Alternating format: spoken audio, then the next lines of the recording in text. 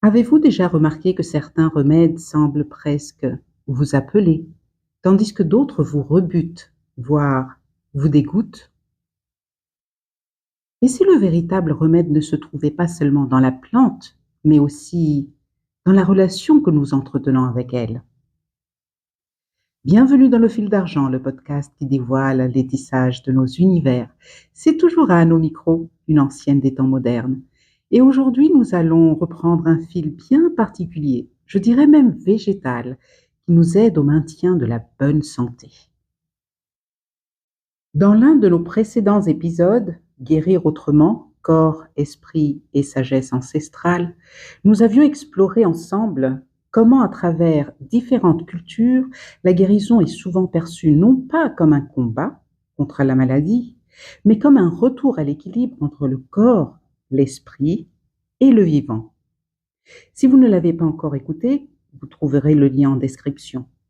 Vous l'aurez compris, nous parlons à nouveau de guérison, mais cette fois, nous allons aller un peu plus loin, un peu plus en profondeur et surtout un peu plus dans le concret. Alors installez-vous confortablement dans ma cour arrière, sous l'arbre de la connaissance, là où les fils d'argent et d'or s'entremêlent et nous dévoilent l'espace d'un instant, les trames invisibles de nos mondes intérieurs. Avant de continuer, arrêtons-nous pour une petite précision qui a une importance énorme. La médecine conventionnelle est très importante. Elle ne devrait pas être mise de côté et aucun traitement ne devrait être arrêté sous prétexte que les remèdes naturels peuvent tout. Les avancées médicales de notre siècle sont précieuses et sauvent les vies de beaucoup de nos congénères. Ce qui est dévoilé dans mes épisodes sur la guérison est le retour à notre discernement, à notre pouvoir de décision et à la conscience que notre santé est de notre responsabilité. Alors allons-y. La santé n'est pas un état fixe que l'on atteint une fois pour toutes et ensuite on est tranquille pour la vie. Non, c'est un mouvement, un cycle vivant dans lequel nous traversons tour à tour des phases de stabilité, de déséquilibre, d'ajustement et de récupération. Nous pourrions donc parler pendant des heures durant des 5 phases d'une bonne santé, à savoir son maintien ou plus communément la prévention, la thérapie ou le soin, le remède, les processus internes de rétablissement et enfin le rayonnement de la bonne santé. Mais nous allons aujourd'hui nous concentrer sur les remèdes et plus précisément les remèdes de nos grands-mères. D'abord, souvenons-nous qu'il y a eu, à un moment donné en Occident, une bascule culturelle profonde où le savoir des anciens a perdu du prestige face au savoir scientifique, technique et industriel. Cette perte de confiance s'est déroulée en plusieurs étapes et progressivement entre le XVIIIe siècle et le XXe siècle. Avant, les anciens étaient considérés comme les porteurs de savoir. Les grands-parents détenaient une autorité réelle. Le savoir était transmis oralement. L'expérience vécue avait une immense valeur. Les anciens connaissaient les saisons, les plantes, les animaux, les métiers, les naissances même, la mort, les conflits humains, les rythmes naturels. Même sans école, ils possédaient souvent un savoir pratique extrêmement sophistiqué. Dans les sociétés rurales, vieux signifiait généralement expérimenté, digne d'écoute et relié à la mémoire collective. Puis vint la première rupture au siècle des Lumières. Avec la montée du rationalisme, l'Europe commence à valoriser la raison analytique, la science, la preuve expérimentale, le progrès. Des penseurs contribuent à installer l'idée que les traditions sont des superstitions, que le passé est souvent synonyme d'ignorance et l'avenir sera meilleur grâce à la science. À ce stade, on ne se moque pas encore massivement des anciens, mais leur savoir commence à être considéré comme inférieur au savoir scientifique. La grande fracture survient lors de la grande industrialisation. Le vrai tournant arrive avec les usines, l'urbanisation, l'école moderne, la médecine scientifique et la technologie industrielle. Les familles quittent les campagnes, les savoirs transmis oralement se perdent. Ils deviennent moins utiles économiquement. Alors, savoir reconnaître les plantes sauvages, prévoir le temps, conserver les aliments par exemple, ou même accoucher, cesse progressivement d'être central dans la vie de tous les jours. Le savoir change de lieu. Il migre de la famille vers les experts, des anciens vers l'État. C'est ainsi qu'au XXe siècle, avec le culte du progrès, l'idée générale est que le nouveau est mieux que l'ancien. Les traditions rurales paraissent archaïques, les remèdes populaires sont moqués et nos grands-parents sont vus comme dépassés, simplets, ignorants et inutiles. Ici, je vous rappelle qu'il est important de ne pas idéaliser non plus. Les sociétés anciennes avaient elles aussi de fortes violences, des limites médicales réelles et des hiérarchies très très dures. La médecine moderne a sauvé énormément de vies, je ne dis pas. Mais nous nous devons de nous rappeler de ce qui s'est perdu réellement en chemin. La reconnaissance de l'expérience vécue, sa transmission lente et certaines formes de sagesse pratique et relationnelle qui nous font atrocement défaut de nos jours. Alors aujourd'hui, je vous propose quelque chose de simple, quelque chose d'intime. Redécouvrir les plantes médicinales de vos aïeux, les remèdes de vos grands-mères, celles qu'ils utilisaient lorsque vous aviez un rhume ou que vous vous étiez écorché un genou, par exemple. Je me rappelle que lorsque nous étions enfants dans ma famille et que l'un de nous s'était foulé la cheville, par exemple, ou tordu un genou, ma mère avait un remède qu'elle avait appris de sa mère, qui elle-même l'avait appris de sa propre mère, et ainsi de suite dans les profondeurs des générations passées. Elle coupait un oignon en tranches qu'elle enveloppait dans un linge fin et avec lequel elle bandait la zone douloureuse. Je me rappelle encore de l'odeur et je dois dire que nous avions l'espoir très très sérieux de ne pas finir notre vie avec ce parfum-là. Nous devions dormir la nuit entière avec ce pansement et devinez quoi?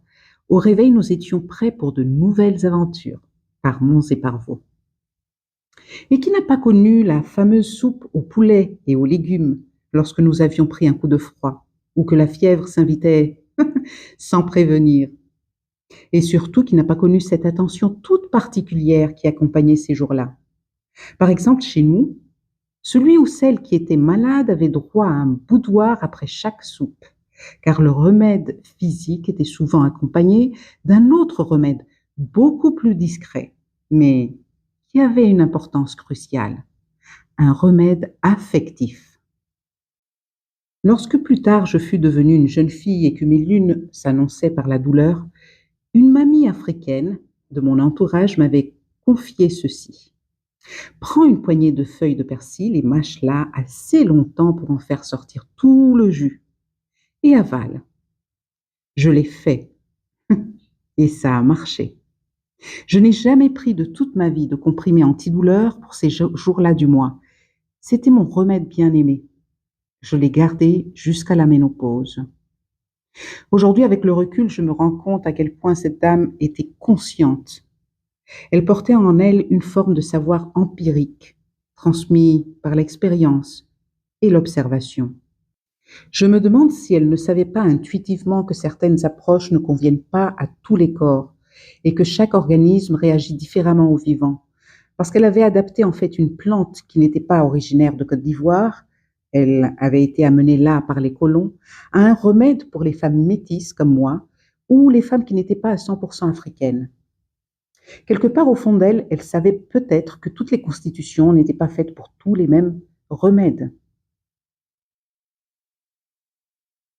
Pour les petits bobos du quotidien, comme pour certaines maladies, il y a toujours eu dans nos cultures respectives des plantes, des potions, des rituels et des préparations que les femmes connaissaient et utilisaient pour elles et leur famille entière. Alors, réfléchissez, rappelez-vous, quels étaient les petits et grands remèdes auxquels vos mamans ou vos mamies avaient recours?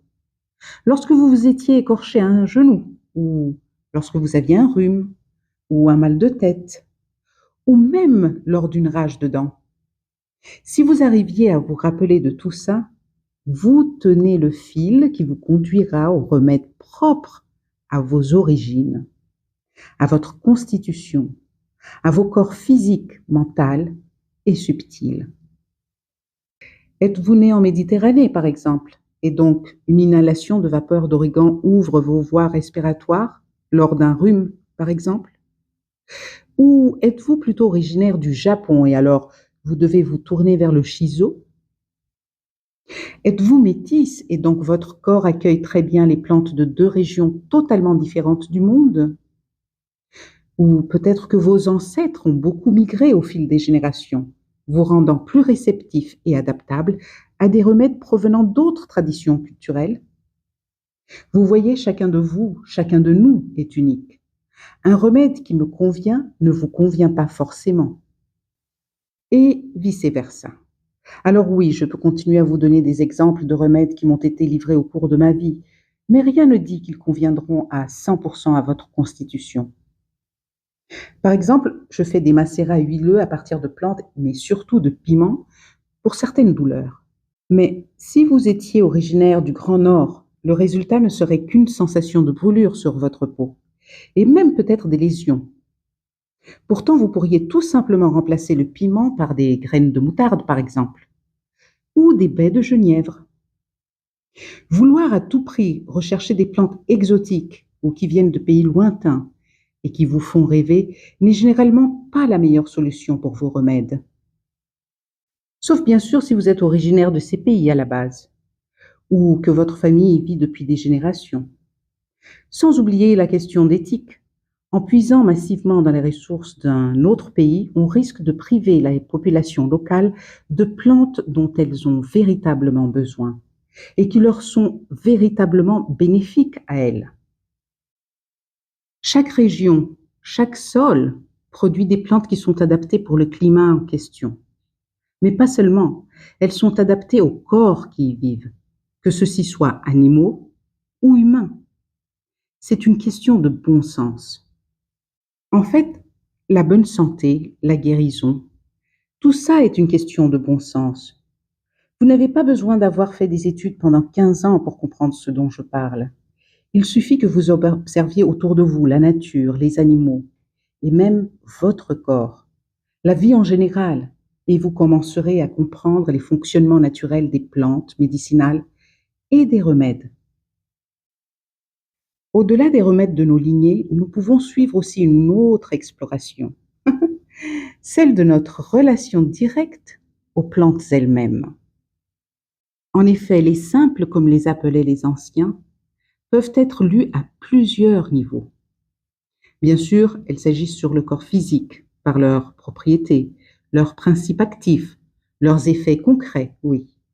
Elles ont une chimie, une pharmacologie, une efficacité mesurable, je suis d'accord. Mais il existe une autre manière de les rencontrer aussi.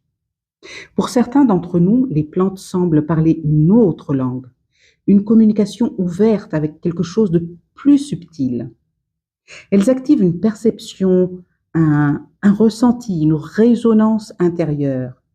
Ainsi, notre état émotionnel, mental, voire nos corps dits plus subtils, tout cela est touché par la plante. Et même si les mesures et les protocoles scientifiques n'en parlent pas, beaucoup de personnes en font l'expérience très simplement dans leur quotidien. Par exemple, dans mon cas, une des plantes avec lesquelles j'entretiens une relation privilégiée, c'est la lavande. Elle m'apaise instantanément, comme si quelque chose en moi se relâchait, dès la première odeur.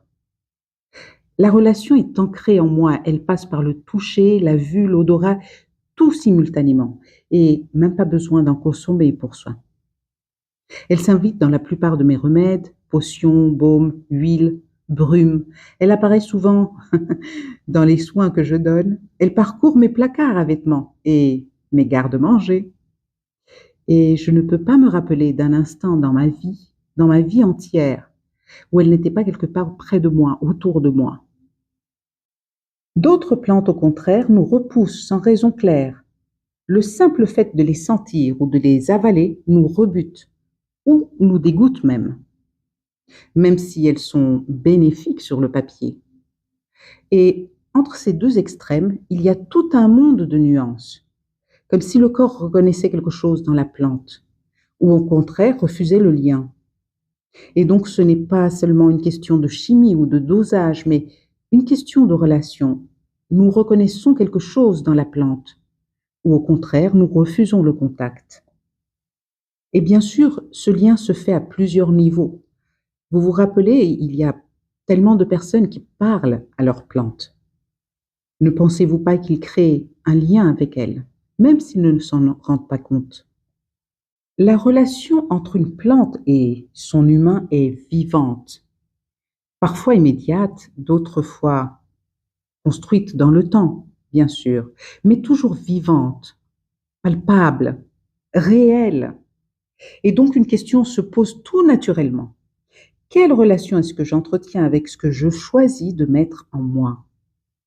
Et peut-être même plus largement, qu'est-ce que mon corps accepte et qu'est-ce qu'il refuse? Et pourquoi pas? Qu'est-ce qu'il essaie de me dire à travers ses réactions? Et bien sûr, si nous nous concentrons sur la plante, qu'est-ce qu'elle a à nous apprendre? Qu'est-ce qu'elle nous murmure? Qu'est-ce qu'elle nous apporte? Qu'est-ce qu'elle prend de nous? Alors bien sûr, selon mon approche, euh, ou plutôt selon mon expérience, cette relation est individuelle et intuitive, mais je ne peux pas m'empêcher de faire le rapprochement avec certaines cultures de par le monde qui entretiennent des relations avec des plantes totems ou des plantes dites de pouvoir. Évidemment, ce n'est pas la même chose. Les plantes totems ne sont pas choisies individuellement. Elles sont héritées, partagées, intégrées à une cosmologie. Elles sont reliées à un clan tout entier. Quant à la plante de pouvoir, elle est considérée comme capable d'enseigner, de révéler ou de transformer la perception de celui qui la rencontre. Mais dans tous les cas, que la relation soit individuelle, intuitive, ou clanique, ou encore chamanique, la plante n'est pas réduite à sa chimie.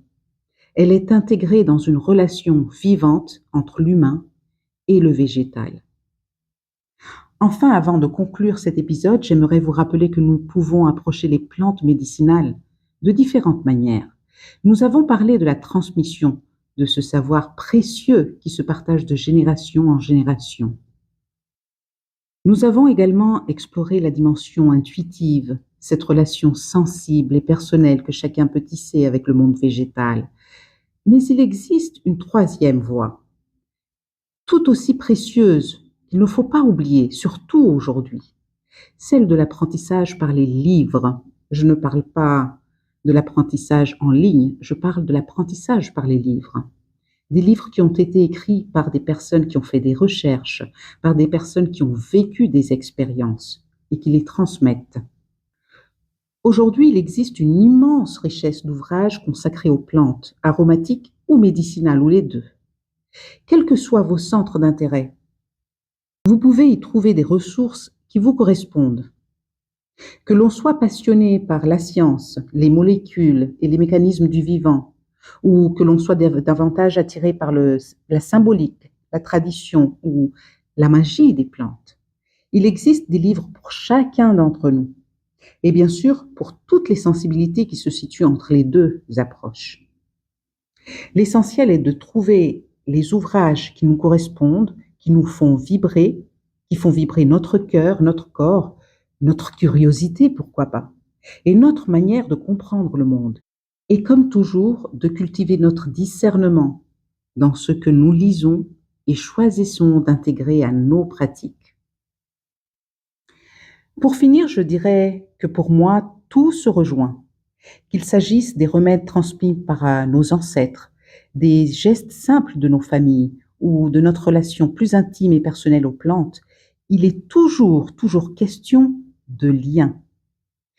Lien à une mémoire, lien à nos corps, à la nature, lien à quelque chose qui nous dépasse et qui pourtant est vital pour nous, pour notre santé. Nous avons longtemps cherché des réponses uniquement dans les substances, dans les doses, dans les protocoles, et c'est très bien aussi. Mais peut-être que lorsqu'il s'agit de notre santé, Le remède que nous prenons a tout autant d'importance que la façon dont nous entrons en relation avec ce même remède. Peut-être finalement qu'une plante n'est pas seulement un remède. Peut-être que c'est une rencontre, une relation qui naît, qui vit. Peut-être que l'une des choses que la guérison nous demande est d'atteindre un espace où l'on cesse d'être uniquement un patient pour redevenir acteur de ce que nous vivons. Et que pour arriver à cela, nous devons revenir au simple, à notre relation avec elle, et pourquoi pas aux enseignements qu'elle nous révèle. Voilà pour aujourd'hui, mes chers.